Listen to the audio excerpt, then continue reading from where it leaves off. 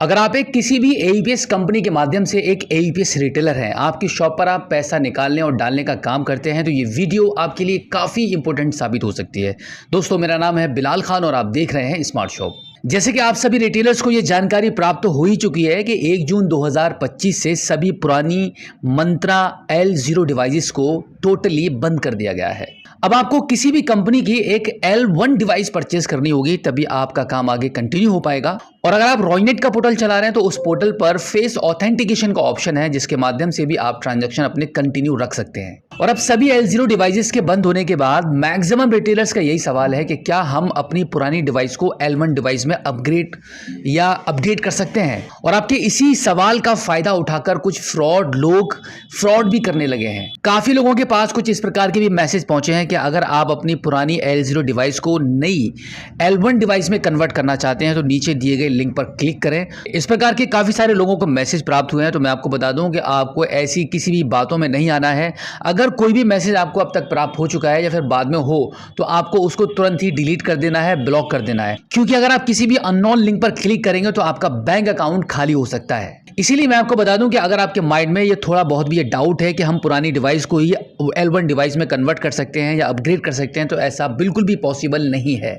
आपको आपकी शॉप पर ट्रांजैक्शंस कंटिन्यू रखने के लिए L1 डिवाइसेस को परचेज करना ही पड़ेगा। फिर चाहे आप जिस भी कंपनी का पोर्टल चला रहे हैं या फिर जिस भी कंपनी की आप डिवाइस को परचेज करना चाहें, बट आपको परचेज करना पड़ेगा। अब इसी के साथ मैं आपको बता दूं कि अगर आप एक रॉयनेट का पोर्टल चला रहे हैं तो रॉयनेट के पास फेस ऑथेंटिकेशन के माध्यम से ट्रांजैक्शन करने का ऑप्शन है। यानी कि आप अपने पोर्टल को लॉगिन करेंगे तो वहां पर आपको आपका 2FA करना पड़ता है। आप अपने फेस को स्कैन करके आप अपना 2FA भी कर पाएंगे। साथ ही साथ में आपके शॉप पर जो भी ग्राहक आते हैं उनका एईपीएस के माध्यम से ट्रांजैक्शन भी कर पाएंगे। तो फिलहाल तो रॉयनेट के पोर्टल फेस ऑथेंटिकेशन की सर्विस के होते हुए आपको डिवाइस तो परचेज नहीं करनी पड़ेगी, लेकिन फिर भी करना चाहें तो कर सकते हैं। और इसी के साथ मैं आपको बता दूं कि अगर आप अभी तक रॉयनेट के रिटेलर नहीं है या डिस्ट्रीब्यूटर नहीं है, तो आप हमारे स्क्रीन पर दिए गए कॉन्टैक्ट नंबर पर हमें संपर्क कर सकते हैं। आपकी पूरी सहायता की जाएगी। हम ऑल ओवर उत्तर प्रदेश में रिटेलर और डिस्ट्रीब्यूटर बना रहे हैं। एक बार रॉयनेट के साथ भी जुड़कर आप काम करके देखिए, आपको काफ़ी अच्छा लगेगा। इसका काफ़ी इजी इंटरफेस है, काफ़ी ज़्यादा सर्विसेज हैं, बिल्कुल एक आप बैंक वाला फील करेंगे इस पोर्टल को चलाते हुए।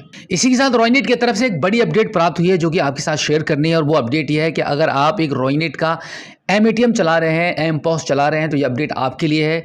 अगर आप अपने एटीएम से पिछले 60 दिनों में कोई भी ट्रांजैक्शन नहीं करते हैं, यानी कि मैक्सिमम 60 दिन तक आपके एटीएम से कोई भी ट्रांजैक्शन नहीं होता है, तो फिर आपकी एटीएम की सर्विस बंद कर दी जाएगी। और उस सर्विस को चालू कराने में फिर काफ़ी वक्त भी लग सकता है, क्योंकि ये आपकी एईपीएस की सर्विस है, एटीएम की सर्विस है, मनी ट्रांसफ़र की सर्विस है, वो सब डायरेक्टली आपकी बैंक से होती हैं।